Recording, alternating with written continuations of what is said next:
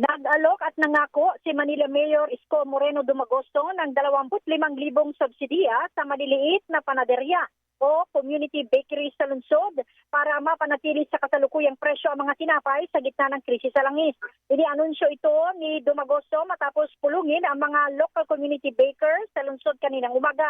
Inako ni Mayor Isko ang 25,000 piso na subsidiya sa bawat panaderya kapalit ng pangakong hindi sila dapat magtaas ng presyo ng tinapay sa susunod na 30 araw.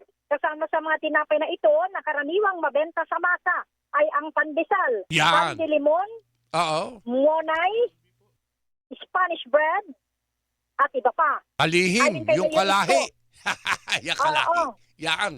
Ayon kay Mayor Isko, mapupunta ang subsidiya sa pagbili ng harina at yeast para maibsan ang gastusin ng mga panaderya at hindi ito ipasa sa consumers.